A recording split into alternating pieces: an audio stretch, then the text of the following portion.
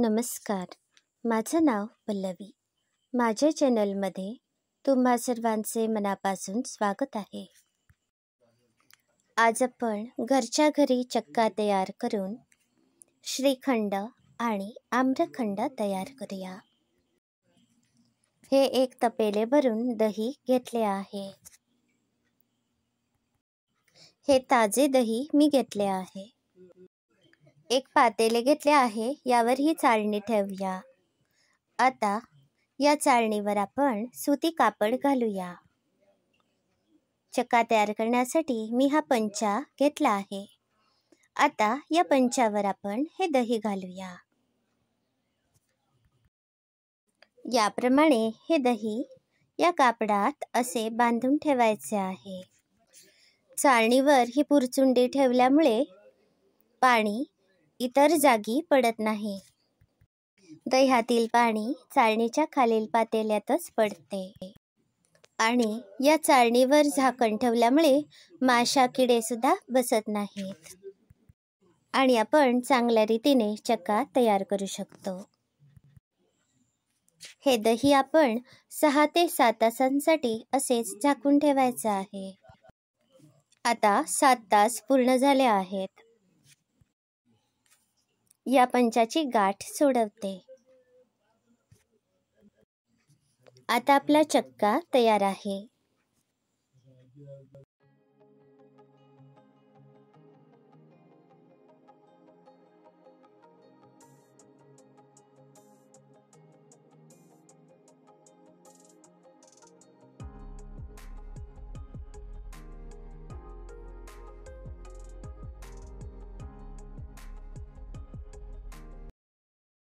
हा तयार चक्का या पातेल्यात मी काढून घेते.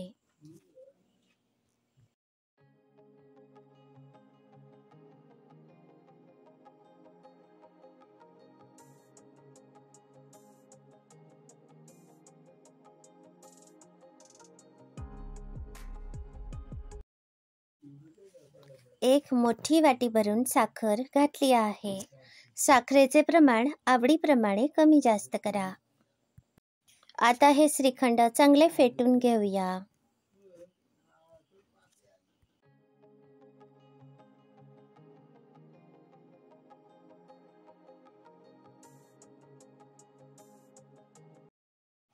आता हे श्रीखंड अर्ध्या तासासाठी झाकून ठेवूया. यामुळे या श्रीखंडातील साखर चांगली विरघळेल. आता अर्धा तास पूर्ण झाला आहे. श्रीखंडातील साखर चांगली विरघळली आहे.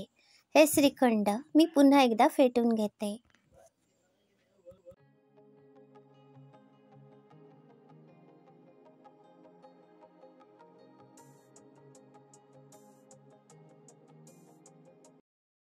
एक मोठा चमचा वेलची पावडर घातली आहे.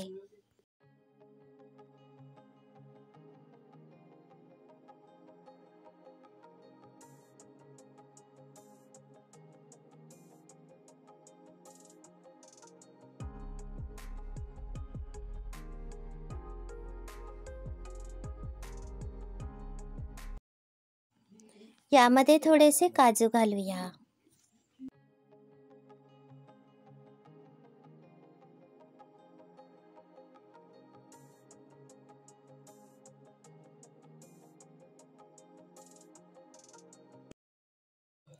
आता हे श्रीखंड तयार आहे.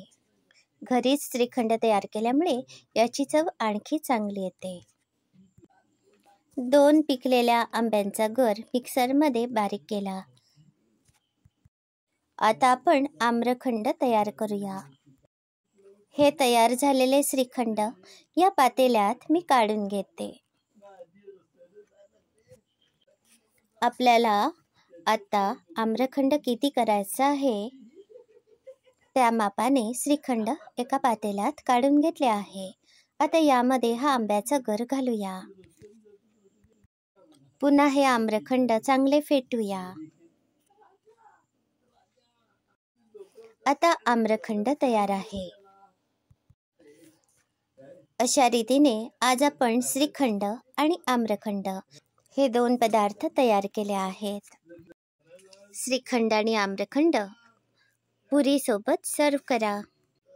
तुम्हाला आजची रेसिपी कशी वाटली याचा अभिप्राय नक्की कळवा. अशाच सोप्या पद्धतीने रेसिपी बघण्यासाठी माझ्या चॅनलला नक्की भेट द्या. याबरोबरच माझे चॅनल सबस्क्राईब करा, शेअर करा. धन्यवाद.